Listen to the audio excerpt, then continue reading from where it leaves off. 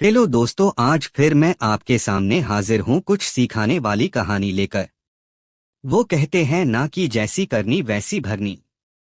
इंसान जैसा काम करता है उसे उसका फल भी वैसा ही मिलता है। अगर आपने अच्छे कर्म किए होंगे तो आपको उसका अच्छा फल मिलेगा, और आपने बुरे कर्म किए होंगे तो आपको उसका बुरा फल मिलेगा। अगर किसी के साथ कुछ बुरा होता है तो लोग कहते हैं कि इसने पिछले जन्म में जरूर कुछ बुरा किया होगा, इसलिए ही उसके साथ ऐसा बुरा हुआ। और अगर किसी के साथ कुछ अच्छा होता है तो लोग कहते हैं कि इसने पिछले जन्म में जरूर कुछ अच्छा काम किया होगा, इसलिए ही इसके साथ आज ये अच्छा हुआ। अगर देखा जाए तो आज के जमाने में इंसान को अपने इस जन्म का हिसाब इसी जन्म में चुकाना पड़ता है, क्योंकि पहले भगवान नोटबुक पेन लेकर के हिसाब करते थे, इसलिए उन्हें हिसाब करने में देर लगती थी। आज के जमाने में भगवान के पास भी लैपटॉप आ गया है, तो उन्हें इंसान के कर्म का फल देने में यानी कि हिसाब करने में देर नहीं लगती है। आज की ये कहानी भी उसी के बारे में है। तो चलिए शुरू करते हैं अपनी कहानी। लेकिन दोस्तों, कहानी शुरू करने से पहले कहना चाहूंगा कि ये वीडियो पसंद आए तो अंत तक जरूर देखना। एक गांव में मालवती अपने पति व 4 बेटों के साथ रहती थी। वह अपने परिवार के साथ खूब खुशहाल थी। वह मध्यम आय वाला परिवार था, इसलिए मालवती परिवार की कमाई का ज्यादातर हिस्सा बच्चों की शिक्षा पर खर्च करती थी। पिता भी बच्चों को खूब प्यार करता था। एक दिन अचानक मालवती का पति बीमार हो गया। डॉक्टरों व वैद्य को दिखाया, परंतु उसकी बीमारी का पता नहीं चल पाया। फिर अचानक उसकी मृत्यु हो गई। मालवती जैसे तैसे अपना गुजारा करती और अपने बेटों को पालने लगी। परंतु जैसे जैसे वे बड़े होते गए उन्हें शहर जाने का भूत सवार होने लगा। फिर एक दिन वे गांव छोड़कर शहर चले गए। शहर में ही विवाह करके वही रहने लगे।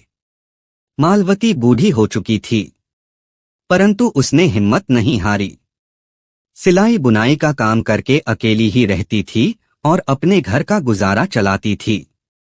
एक दिन वह रसोई में खीर बना रही थी। खीर कई घंटों से पक रही थी। तभी माला को थकान महसूस होने लगी। वह रसोई के पास आंगन में चारपाई डालकर उस पर लेट गई। मालवती की अचानक आंख लग गई, क्योंकि वह दिन भर की थकी हुई थी। उसके पास घर के नाम पर एक कमरे का किराए का मकान था। उसका अपना मकान कब का बिक चुका था। उसे बेटों से शिकायत थी, परंतु वह कुछ कर नहीं सकती थी। उसके 4 बेटे गांव छोड़कर जा चुके थे। उन्हें वहां से गए वर्षों बीत गए थे और वे गांव के बारे में सब कुछ भूल चुके थे, परंतु वे वहां जाकर बेईमान बन गए थे। 4 बेटे मिलकर घरों में चोरी करते, फिर माल बांटकर उसी से अपने परिवार का गुजारा करते थे। उन्हें न तो माँ की फिक्र थी, न ही कोई सुध। माँ का क्या हाल होगा यह वे नहीं जानना चाहते थे। 4 बेटे चोरी में इतने माहिर हो चुके थे कि वे कभी पकड़े भी नहीं जाते थे। एक दिन उन्होंने एक सेठ के यहाँ चोरी की और खूब मालामाल हो गए। लेकिन चोर को तो चोरी के सिवा कुछ करना आता ही नहीं है। अतः वे आलसी बनकर उस माल पर ऐश करने लगे। कुछ ही दिनों में सारा धन और माल समाप्त हो गया। अब उन्हें फिर से धन पाने की चिंता सताने लगी। एक दिन वे चोरी के इरादे से शाम को घर से निकले। तभी उन्हें एक युवक मिला। वह बोला, तुम कहाँ जा रहे हो, मुझे भी साथ ले लो। 4 ने उसे इनकार कर दिया, परंतु वह युवक उनकी खुशामद करने लगा और बोला, अच्छा भैया, तुम यह बता दो कि तुम कहाँ जा रहे हो। एक बेटा क्रोधित होकर बोला, चोरी करने। चलोगे? हाँ भैया, सब कुछ करूंगा। मैंने 5 दिन से खाना नहीं खाया है, जैसा कहोगे वैसा ही करूंगा। जो दोगे वही ले लूंगा, अपना हिस्सा भी नहीं मांगूंगा। 4 भाइयों को बात जंच गई कि मुफ्त में नौकर मिल रहा है। जो चोरी में भी साथ देने को तैयार है, फिर वह अपना हिस्सा भी नहीं मांगेगा। उन्होंने युवक को साथ ले लिया, परंतु उसे समझाया, देखो तुम पहली बार चोरी करने जा रहे हो, कोई बेवकूफी मत करना। युवक तैयार हो गया और उन चारों के साथ चल दिया। चारों भाई चोरी के लिए मकान तलाश करने लगे। उन्होंने कई मकानों में घुसने का प्रयास किया, परंतु हर घर में कोई न कोई जाग रहा था। अचानक उन्हें एक घर का दरवाजा खुला दिखाई दिया। वे उसमें घुस गए। वहां उन्होंने खूब जमकर चोरी की। घर का हर सामान एक चादर में बांध लिया। हालांकि घर में कोई भी कीमती सामान न था, परंतु वे चोरी करने निकले थे तो उन्हें कुछ न कुछ तो चुराना ही था। तभी एक बेटे की रसोई की ओर नजर गई। वहां खीर पक रही थी। चारों को लगा कि चलने से पहले गर्मा गर्म खीर का मजा ले लेना चाहिए। पांचों लोग खीर खाने में व्यस्त थे। तभी उनकी निगाह आंगन में सोई बुढ़िया की ओर गई। चारों बेटे अपनी मां को पहचान न सके, क्योंकि इतने वर्षों में वह बूढ़ी हो चुकी थी। नया चोर युवक बोला, भैया, यह बुढ़िया कैसे हाथ पसारे सो रही है? लगता है कि यह कह रही है कि सारी खीर अकेले खा जाओगे, मुझे नहीं खिलाओगे। दूसरा बोला, हाँ और क्या, यह अपने लिए खीर पका रही है और हमने खत्म कर दी तो यह क्या खाएगी? तभी युवक तेजी से उठा और एक चम्मच खीर बुढ़िया के हाथ पर रख दी। गर्म खीर हाथ पर रखते ही बुढ़िया चिल्लाते हुए उठ बैठी। वह चिल्लाई, बचाओ, मैं मर गई। उसकी आवाज सुनकर पांचों चोर घर के अलग अलग कोनों में छिप गए। मालवती के चिल्लाने से बहुत सारे पड़ोसी दौड़े आए और पूछने लगे कि क्या हुआ, वह क्यों चिल्ला रही थी। अचानक हाथ पर गर्म खीर रखने से और भीड़ इकट्ठी होने से मालवती कुछ समझ ही न सकी कि क्या हुआ। वह नींद में थी।